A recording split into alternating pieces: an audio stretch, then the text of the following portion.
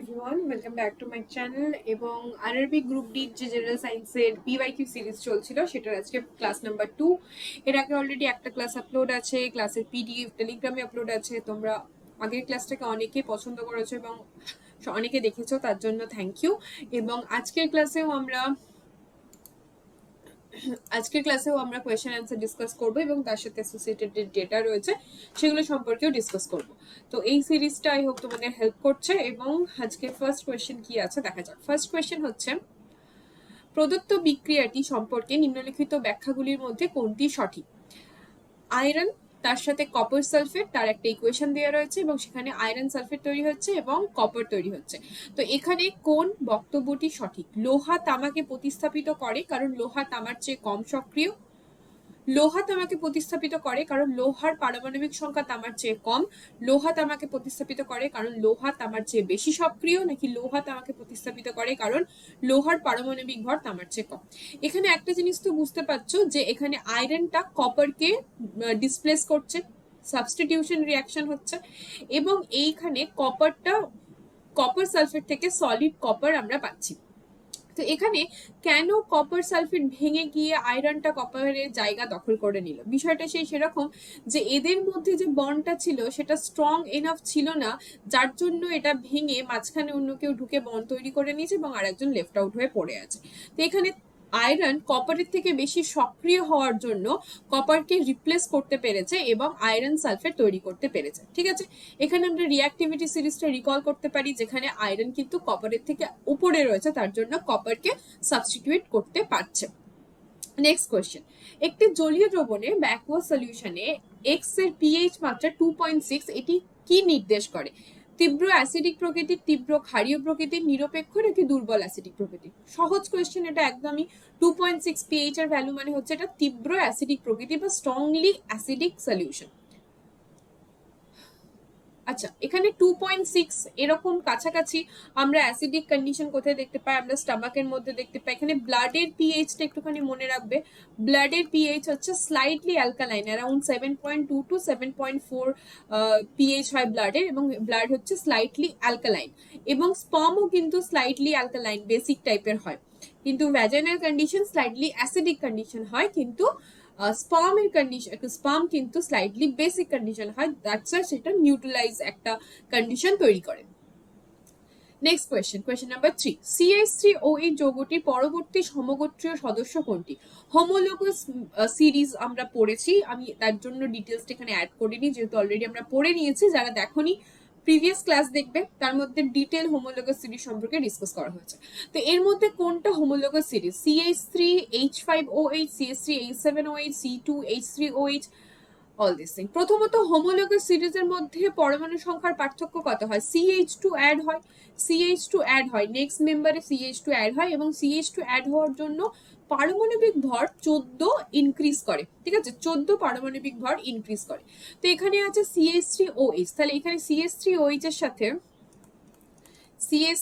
এর সাথে যদি আরেকটা CH2 অ্যাড করা হয়, তার মানে CH3CH2OH যদি হয়, তাহলে সেটা কোনটা হচ্ছে? তাহলে C2H5OH, অপশন নাম্বার ডি সঠিক উত্তর। C2H3, এখানে কিন্তু আমরা হাইড্রোজেন সংখ্যা বাড়ছে না, কার্বন সংখ্যা বাড়ছে কিন্তু হাইড্রোজেন সংখ্যা বাড়ছে না। এখানে কার্বন সংখ্যা বাড়ছে কিন্তু হাইড্রোজেন সংখ্যা করেসপন্ডিং হোমোলোগাস সিরিজের মতো বাড়ছে না। ঠিক আছে, CH3, এই যে মলিকিউলটা C3H7OH, এই মলিকিউলটা যদি আমরা ড্র করি, তাহলে এখানে কার্বন আছে 3টে, একটা OH আছে, ছেড়ে দাও, একটা, দুটো, তিনটে, চারটে, পাঁচটা, ছটা, সাতটা।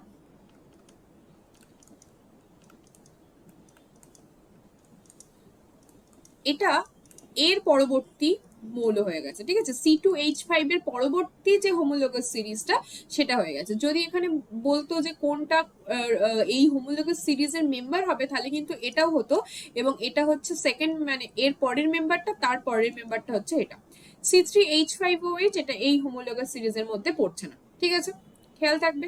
এবং হোমোলোগাস সিরিজ সম্পর্কে আমরা কি কি ইনফরমেশন পড়েছিলাম, এক তো পরমাণু পুঞ্জ CH2 বৃদ্ধি পাবে, পারমাণবিক ভর 14 বৃদ্ধি পাবে।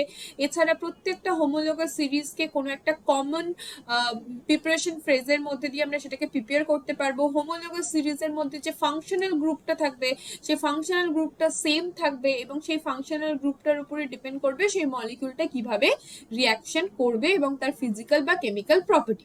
নেক্সট কোয়েশ্চেন নাম্বার 4, নিম্নলিখিত প্রাণীগুলির মধ্যে কোনটির শ্বাস প্রশ্বাসের হার সব থেকে দ্রুত? ফিশ, হিউম্যান, পিজন নাকি এলিফ্যান্ট? কোনটার শ্বাস প্রশ্বাসের হার বা ব্রিদিং রেট সব থেকে বেশি?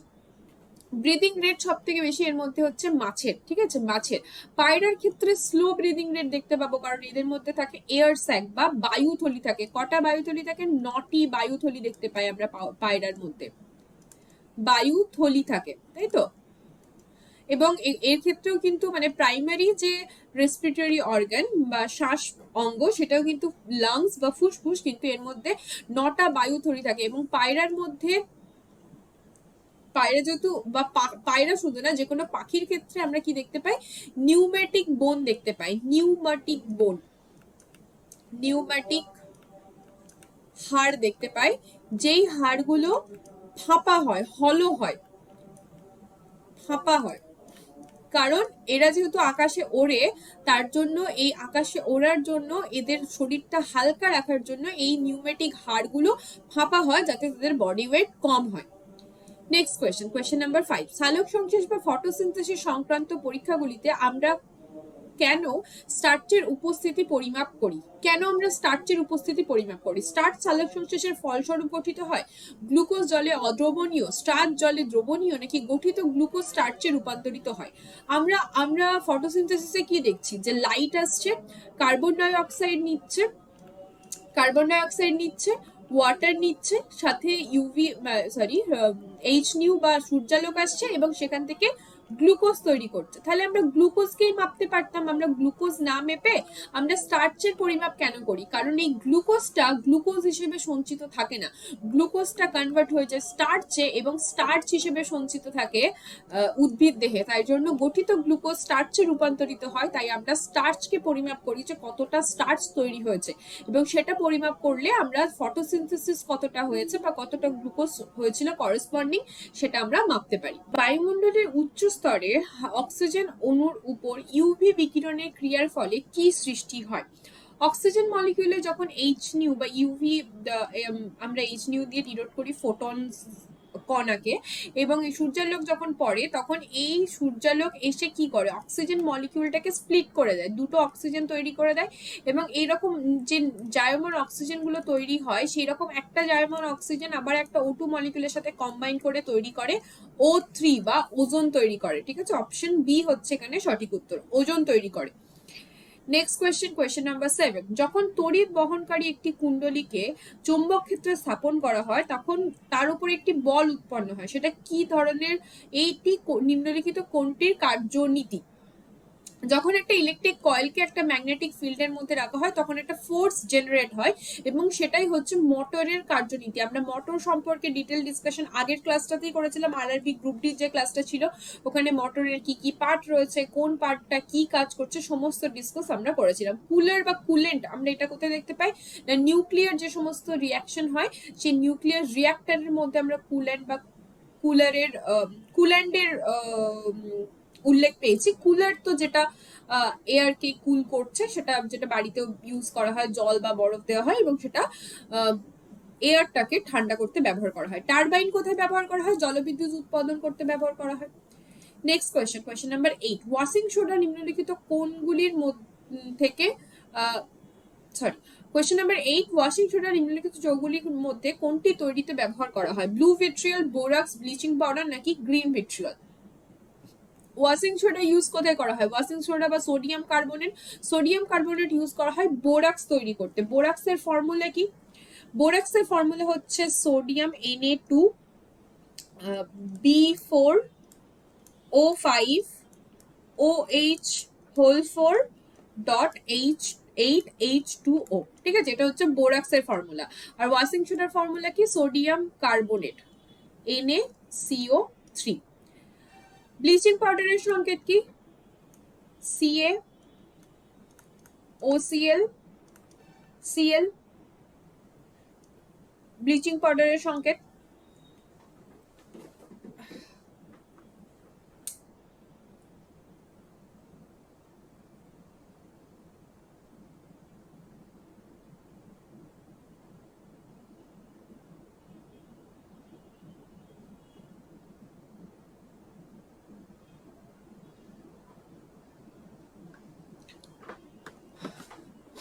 আচ্ছা, নেক্সট হচ্ছে গ্রিন ভিট্রিয়ল। গ্রিন ভিট্রিয়ল কি? গ্রিন ভিট্রিয়ল হচ্ছে FeSO4.7H2O।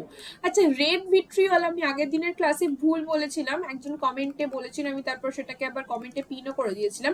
রেড ভিট্রিয়ল আমি বলতে গিয়ে ওটাকে কপার সালফেট বলেছিলাম, ওটা কিন্তু কোবাল্ট হবে, COSO4.7H2O, এটা হচ্ছে রেড ভিট্রিয়ল। আর অয়েল অফ ভিট্রিয়ল কাকে বলা হয়? অয়েল অফ ভিট্রিয়ল বলা হয় H2SO4 কে, যেহেতু লিকুইড অয়েলি টাইপের, তাই H2SO4 কে বলা হয় অয়েল অফ ভিট্রিয়ল। ভিট্রিয়ল হচ্ছে সালফারের যে সমস্ত সল্ট গুলো বা সালফারের কম্পাউন্ড, সেগুলোকে ভিট্রিয়ল বলা হয়। এবং আরেকটা এখানে খেয়াল রাখবে, যেটা হচ্ছে অয়েল বললাম বলে মনে পড়লো, সেটা হচ্ছে oil of winter green. Oil of winter green কাকে বলে? অয়েল অফ উইন্টার গ্রিন বলা হয় মিথাইল স্যালিসাইলেটকে। মিথাইল স্যালিসাইলেটকে। এটা কিসে ইউজ করা হয়? এটা ক্রিম তৈরিতে, ময়শ্চারাইজার তৈরিতে ইউজ করা হয়। এখন ইদানিং দেখবে সিরামের খুব মানে প্রচলন উঠেছে, প্রচুর লোক সিরাম ইউজ করে, আমি নিজেও ইউজ করি। ছেলেরা একটু কম জানবে, মেয়েরা বেশি জানবে। Salicylic acid, niacinamide acid, hydronic acid, all this acid active, যেগুলো আমাদের স্কিনের মধ্যে খুব ফাস্ট রিয়াক্ট করে, তার মধ্যে কিন্তু স্যালিসাইলিক অ্যাসিড যেরকম একটা এক্সফোলিয়েটের কাজ করে, মিথাইল স্যালিসাইলেট এটা হচ্ছে ক্রিমে ইউজ করা হয়, এবং এটাকে বলা হয় oil of winter green, GREEN। Okay, oil of winter green. Next question number 9। গর্ভনিরোধক বড়িগুলি কিভাবে জন্ম নিয়ন্ত্রণে সাহায্য করে? ওভারি থেকে এগ নিঃসরণ বন্ধ করে, জাইগোটকে মেরে ফেলে, স্পার্ম উৎপাদন বন্ধ করে, নাকি মেনস্ট্রুয়েশন বন্ধ করে? না, যেটা হচ্ছে ওভারি থেকে এগ রিলিজকে বন্ধ করে দিচ্ছে, সেটা হচ্ছে সেই যে কন্ট্রাসেপটিভ পিলগুলো, সেইভাবে বার্থ কন্ট্রোল করে।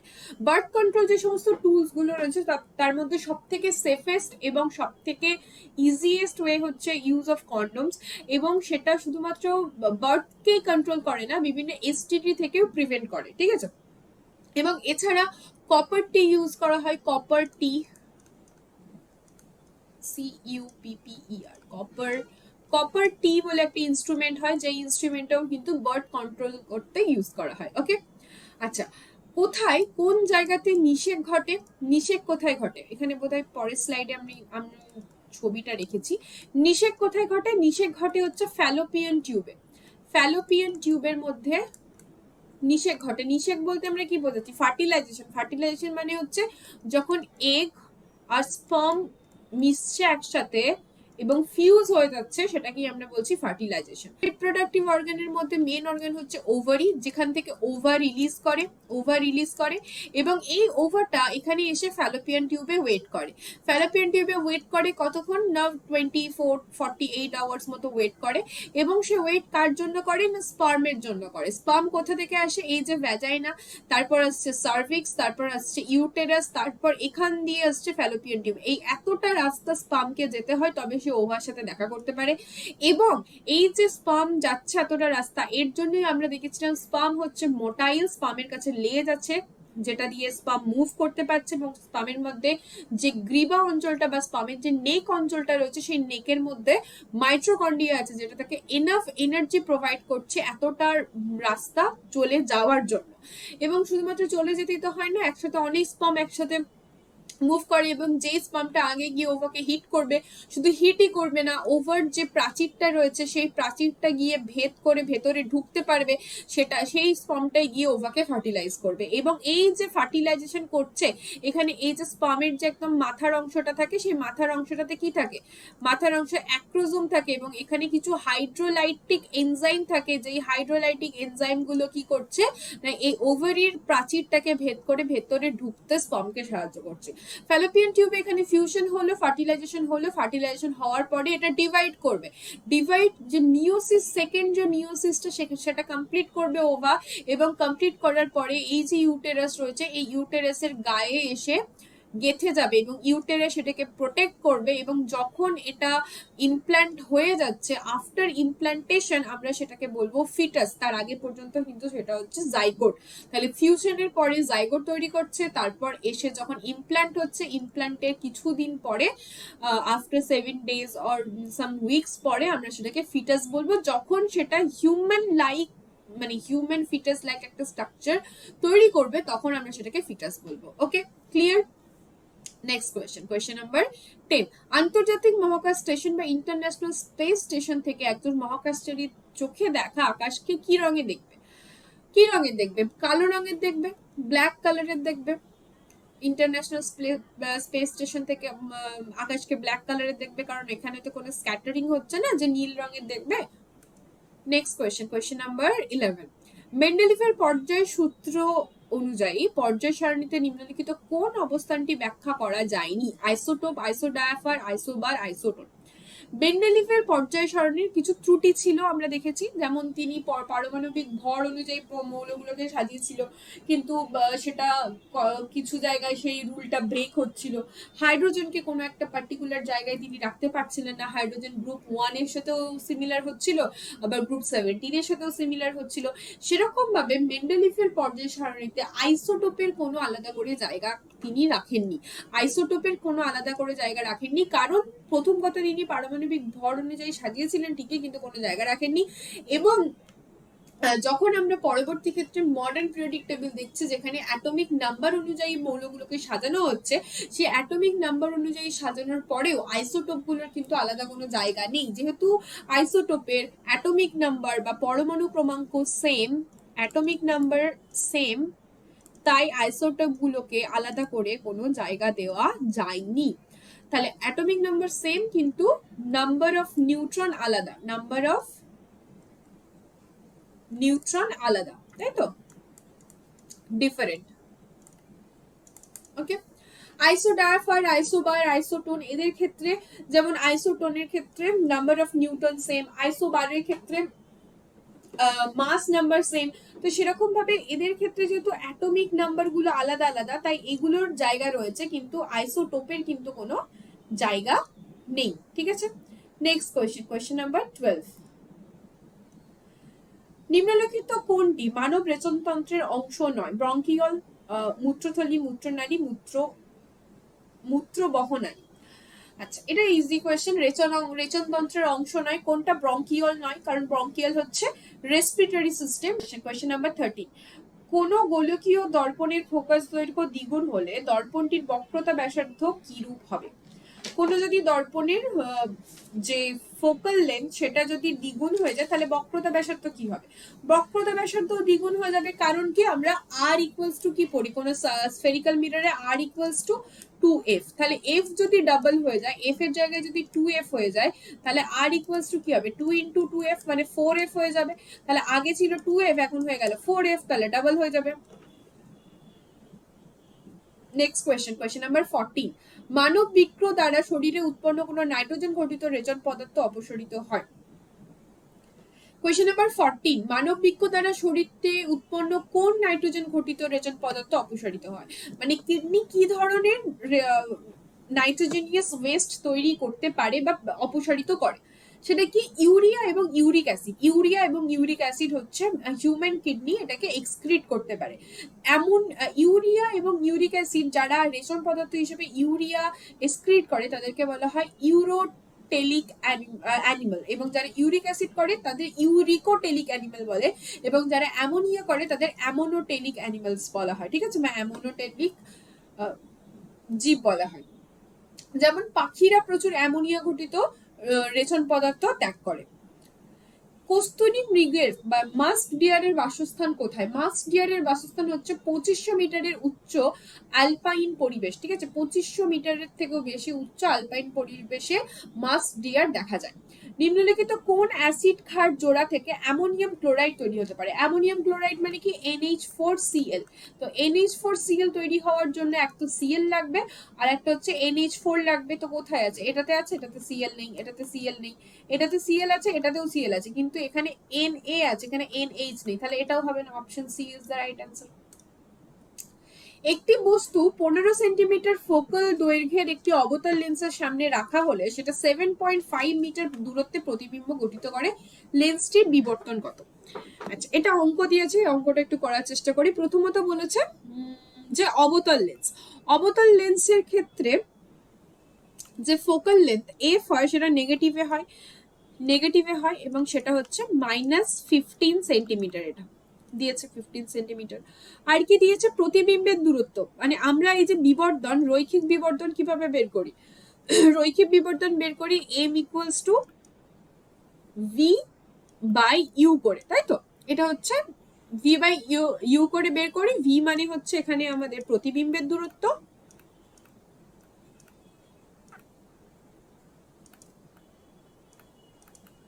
আর ইউ মানে হচ্ছে বস্তুর দূরত্ব। তো ভি কত? ভি হচ্ছে এখানে -7.5 সেন্টিমিটার, যেহেতু অবতল লেন্স। তাহলে ইউ কি করে বের করব? 1 by U is equals to 1 by V equals to 1 by U minus 1 by F.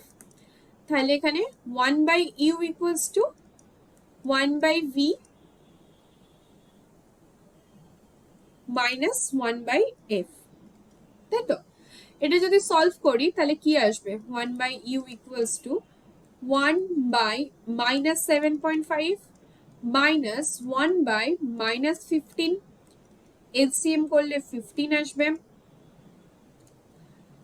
এখানে -2, এখানে মাইনাসে মাইনাসে +1, then -1 by 15, then U equals to কত আসছে? -15। এটা আমরা পেলাম ইউ ইকুয়ালস টু -15। তাহলে এম ইকুয়ালস টু ভি কত ছিল? ভি ছিল -7.5 আর ইউ হচ্ছে -15। তাহলে এটা ডাবল হচ্ছে, তার মানে এটা 0.50 আসছে পজিটিভে, +0.50। অপশন এ হচ্ছে এখানে সঠিক উত্তর। নেক্সট কোয়েশ্চেন, নিম্নলিখিত ধাতুগুলিকে তাদের সক্রিয়তার ক্রম অনুযায়ী সাজাও। সক্রিয় ধাতু পটাশিয়াম, অ্যালুমিনিয়াম, আয়রন, গোল্ড এবং প্লাম্বাম। যদি আমরা একটুখানি দেখি, পটাশিয়াম তো সব থেকে সক্রিয় হবে। এর মধ্যে অরম বা গোল্ড সব থেকে কম সক্রিয় হবে। তাহলে অপশন সি তো আগেই বাদ চলে গেল। এবং আয়রন, অ্যালুমিনিয়াম আর প্লাম্বাম এর মধ্যে কে কোনটা হবে? এটা তোমাকে রিঅ্যাক্টিভিটি সিরিজ মনে রাখতে হবে, এবং রিঅ্যাক্টিভিটি সিরিজটা হচ্ছে পটাশিয়াম, তারপর sodium, barium, calcium, magnesium, aluminium, zinc, তারপর আয়রন, তারপর নিকেল, টিন, লেড, তারপর হাইড্রোজেন, তারপর কপার, AgAu, প্লাটিনাম। এই যে রিঅ্যাক্টিভিটি সিরিজ, এই রিঅ্যাক্টিভিটি সিরিজটা একটুখানি তোমাদেরকে মনে রাখতে হবে। যারা আরআরবি গ্রুপ ডি এক্সাম দিতে যাচ্ছে তাদেরকে একদম মুখস্থ করে রাখতে হবে। Potassium, sodium, at least potassium, sodium, তারপর হচ্ছে অ্যালুমিনিয়াম এই জায়গায় আছে, তার আগে ম্যাঙ্গানিজ আছে, তারপর জিঙ্ক আছে, আয়রন, নিকেল, প্লাম্বাম, তার নিচে হাইড্রোজেনের নিচে আছে কপার, অ্যান্ড বাকি যে পারদ মানে মার্কারি, সিলভার, গোল্ড, প্লাটিনাম, এইগুলো মনে থাকবে, কিন্তু এই পার্টটা এইখানটা একটুখানি দেখে নিও। নেক্সট কোয়েশ্চেন, 5 মিটার দৈর্ঘ্যের একটি উপাদানের রোধাঙ্ক, এটা রোধাঙ্ক হবে,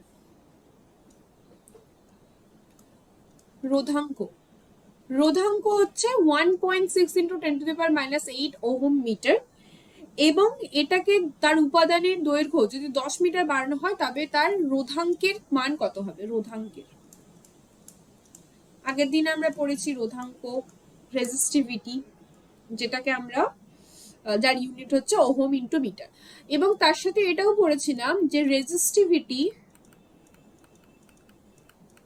এটা কখনোই দৈর্ঘ্য অথবা প্রস্থের উপর নির্ভর করে না। দৈর্ঘ্য অথবা প্রস্থের উপর নির্ভর করে না। এটা নির্ভর কিসের উপর করে? নির্ভর করে শুধু উপাদানের উপর। তাহলে এখানে উপাদানটা যদি চেঞ্জ না হয় তাহলে তার রেজিস্টিভিটি সেমই থাকবে, 1.6 ইন্টু 10⁻⁸। ঠিক আছে, এর ওপর নির্ভর করে না। Next question number 20। কার্বন সম্পর্কে নিম্নলিখিত কোন বিবৃতিটা সঠিক? কার্বন একটি মেটালয়েডস বা ধাতুকল্প, এটি একটি নিষ্ক্রিয় গ্যাস, নন মেটাল নাকি মেটাল? কার্বন ইজ অবভিয়াসলি একটা নন মেটাল, এটা ইজি কোয়েশ্চেন ছিল, অপশন সি হচ্ছে সঠিক উত্তর। কার্বনের আমরা বিভিন্ন রূপভেদ দেখতে পাই, গ্রাফাইট, হীরক, ফুলারিন, গ্যাস কার্বন। নিউল্যান্ডের অষ্টক সূত্র অনুযায়ী একটি উপাদান প্রথম উপাদানটির মতো ধর্মগুলি দেখাতো কোন উপাদান? প্রতিটি উপাদান তার 8 নম্বর মলিকিউলের সাথে একই রকমের প্রপার্টি শো করত। একটি সুষম ষড়ভুজের প্রত্যেকটি অন্তঃকোণের পরিমাণ কত? একটি সুষম ষড়ভুজ হলে তার প্রত্যেকটি অন্তঃকোণের মান হচ্ছে 120 ডিগ্রি। ঠিক আছে, এটা হচ্ছে একটা সুষম ষড়ভুজ এবং প্রতিটি কোণ অন্তঃকোণ আমরা কিভাবে বার করি? n-2 into 180 degree divided by n করে বার করি, যদি ওটা ম্যাথসের কোয়েশ্চেন হয়ে গেছে। তাহলে এখানে 6 - 2 মানে 4 ইন্টু 180 ডিভাইডেড বাই 6, তাহলে 120 ডিগ্রি। Next question number 23। ধাতুর ক্ষেত্রে বজ্র নিষ্পত্তির আদর্শ পদ্ধতি কি? ইউজিং রিসাইক্লিং, কম্পোস্টিং নাকি ইনক্রিনেশন? ঠিক আছে, কোনটা হচ্ছে ধাতুর ক্ষেত্রে? মেটালকে কি করা যেতে পারে?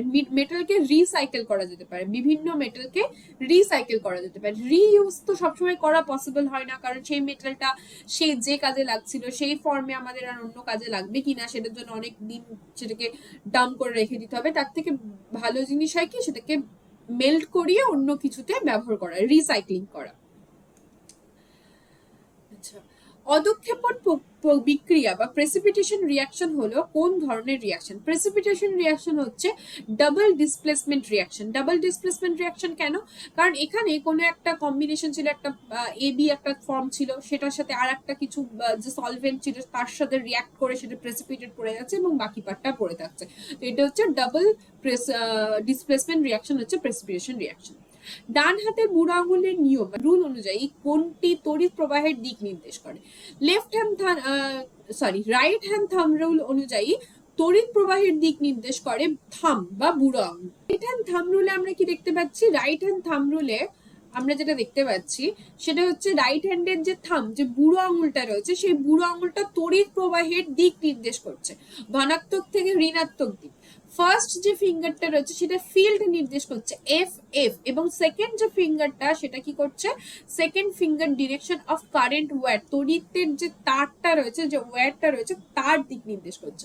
ডান হাতের বুড়ো আঙুলের নিয়মটি সোজা তারের মধ্যে দিয়ে তড়িৎ প্রবাহের কারণে সৃষ্ট চুম্বক ক্ষেত্রের দিক নির্ধারণ করতে ব্যবহার করা হয়। এই নিয়মে ব্যবহার করার জন্য আপনি কল্পনা করুন যে আপনি ডান হাতটি বরাবর তার ধরে আছেন এবং সেখানে আপনার থাম যেটা সেটা হচ্ছে মোশন বা তড়িৎ প্রবাহের দিক নির্দেশ করছে, এবং আপনার যে আঙুলগুলো, যে এই আঙুলগুলো সেটা হচ্ছে ফিল্ডকে নির্দেশ করছে। ঠিক আছে, এবং সেই বরাবর ফিল্ডটা মুভ করছে। Question number 25। একটি অজানা রোধের সাথে একটি 12 ভোল্টের ব্যাটারি সংযুক্ত রয়েছে, যদি বর্তনীর মধ্যে দিয়ে 2 মিলি অ্যাম্পিয়ার তড়িৎ প্রবাহিত হয় তাহলে রোধের মান কত? এরকম অঙ্ক কিন্তু আরআরবি গ্রুপ ডি তে আসবে, তাই বি কেয়ারফুল। এখানে ভোল্ট ভি হচ্ছে 12 ভোল্ট আছে, বিভব প্রভেদ আই হচ্ছে প্রবাহ মাত্রা হচ্ছে 2 মিলি অ্যাম্পিয়ার। 2 মিলি অ্যাম্পিয়ার মানে কত? 2 ইন্টু 10⁻³ অ্যাম্পিয়ার। রোধের মান জিজ্ঞেস করেছে। আমরা ওহমের সূত্র থেকে কি পাই? ওহমের সূত্র থেকে পাই V equals to I into R। তাহলে R ইকুয়ালস টু কত হবে? V by I। V এর ভ্যালু কত? 12। I এর ভ্যালু কত? 2 ইন্টু 10⁻³ তাহলে এটা যদি কাটাকুটি করি 6 আসছে, 6 ইন্টু 10⁻³ এটা উপরে গেলে 10⁻3, তাহলে এটা 6 1 2 3। তাহলে অপশন সি হচ্ছে এখানে সঠিক উত্তর। হয়ে গেল। ওহমস ল থেকে আমরা কি পাচ্ছি? ওহমস ল থেকে পাচ্ছি যে উষ্ণতা এবং অন্যান্য ভৌত অবস্থা যদি অপরিবর্তিত থাকে তাহলে কোনো প্রবাহীর মধ্য দিয়ে প্রবাহিত তড়িৎ প্রবাহের মান ওই প্রবাহীর দুই প্রান্তের বিভব পার্থক্যের সমানুপাতিক হবে। V is directly proportional to I। এই প্রপোর্শনালিটি কনস্ট্যান্টটা তুললে আমরা একটা কনস্ট্যান্ট পাই যেটাকে আমরা R বলছি, এবং সেই R টা হচ্ছে রেজিস্ট্যান্স।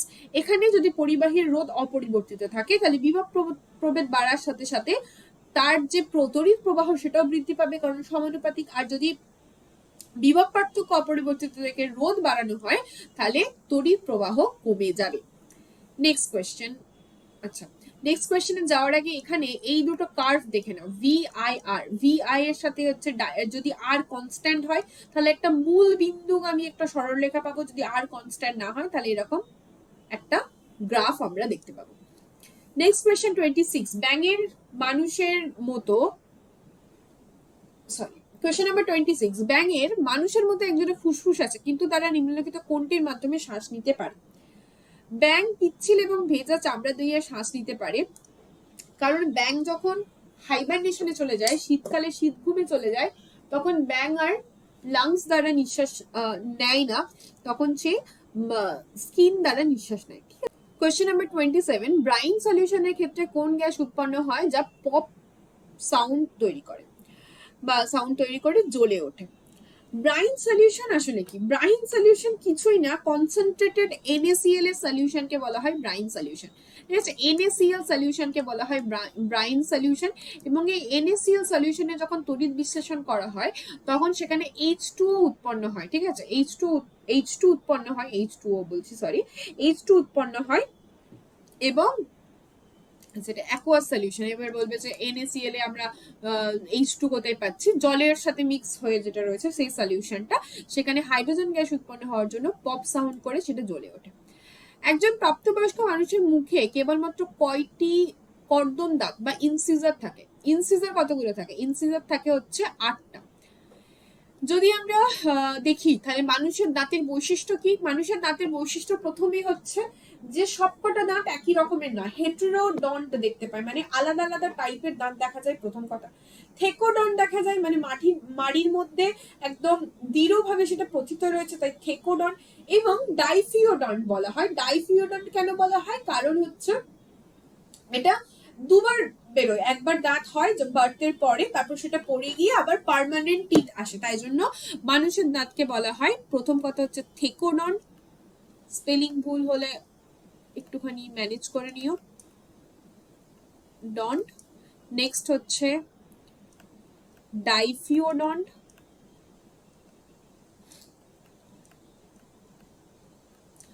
আর 3 নম্বর হচ্ছে কি বললাম, হেটেরোডন্ট।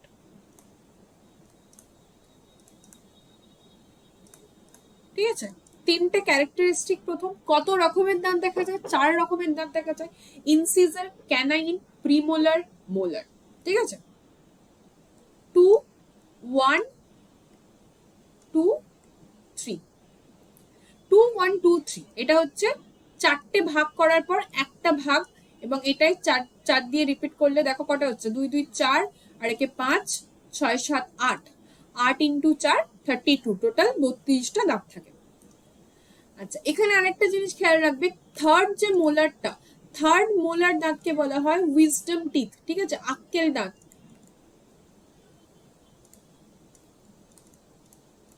উইজডম টিথ বলা হয় থার্ড মোলারকে, এবং থার্ড মোলারটা অনেক বয়সকালে ওঠে, অনেকের ক্ষেত্রে ওঠেও না। এবং যে মিল্ক টিথের ক্ষেত্রে কিন্তু কোনো প্রিমোলার দাঁত থাকে না, এটা 0 থাকে। Next question, question number 29, Mendel কেন 7টি ভিন্ন বৈশিষ্ট্য নিয়ে গবেষণা করেছিলেন? কারণ তিনি দেখতে চেয়েছিলেন যে বংশানুক্রমী সর্বজনীন নীতিগুলো আবিষ্কার করতে চেয়েছিলেন। তিনি দেখতে চেয়েছিলেন যে কোন বৈশিষ্ট্যের সাথে কোন বৈশিষ্ট্য কম্বাইন করে কি ধরনের বৈশিষ্ট্য আসতে পারে, তার জন্য এতগুলো ভিন্ন ধরনের বৈশিষ্ট্য তিনি নিয়েছিলেন। বৈশিষ্ট্যগুলো কি কি তোমরা যারা জানো কমেন্ট সেকশনে জানাবে। লাস্ট কোয়েশ্চেন আজকের, একটি পরিবাহীর রোধ নিম্নলিখিত কোনটির সাথে সরাসরি সমানুপাতিক? পরিবাহীর রোধ রেজিস্ট্যান্স সরাসরি সমানুপাতিক কিসের সাথে? ক্রস সেকশনের সাথে সমানুপাতিক সম্পর্ক না ক্রস সেকশনের সাথে তো ইনভার্স সম্পর্ক, আমরা আর ইজ ইনভার্সলি প্রপোর্শনাল টু এ, যত ক্রস সেকশন বাড়াবো বা ক্ষেত্রফল বাড়াবো তত রোধ কমতে থাকবে। ভলিউমের সাথে অ্যাজ সাচ কোনো সম্পর্ক নেই, টেম্পারেচারের সাথে সমানুপাতিক সম্পর্ক না, এবং দৈর্ঘ্যের সাথে হচ্ছে সমানুপাতিক সম্পর্ক, যেটা পড়েছিলাম আর ইজ ডিরেক্টলি প্রপোর্শনাল টু এল। তাই আর থেকে তারপর আমরা রেজিস্টিভিটি পেলাম, যেটাকে রো দিয়ে ডিনোট করছিলাম, এল বাই এ। এই ইকুয়েশনটাও কিন্তু মনে রাখবে। তো 30 কোয়েশ্চেন ছিল। কার কেমন লাগলো ক্লাসটা জানিও, এবং ভালো লাগে বন্ধুদের সাথে শেয়ার করো। পিডিএফটা এই চ্যানেলটাতে তোমরা পেয়ে যাবে, টেলিগ্রাম চ্যানেলটাতে, তার লিঙ্ক ডেসক্রিপশন বক্সে পেয়ে যাবে। কারো যদি কোনো কোয়েশ্চেন থাকে, কোয়ারি থাকে, হোয়াটসঅ্যাপ গ্রুপেও তোমরা জয়েন করতে পারো, টেলিগ্রামে লিঙ্ক দেওয়া আছে। আশা করি ক্লাসটা ভালো লাগলো। থ্যাংক ইউ অল, দেখা হবে নেক্সট ক্লাসে।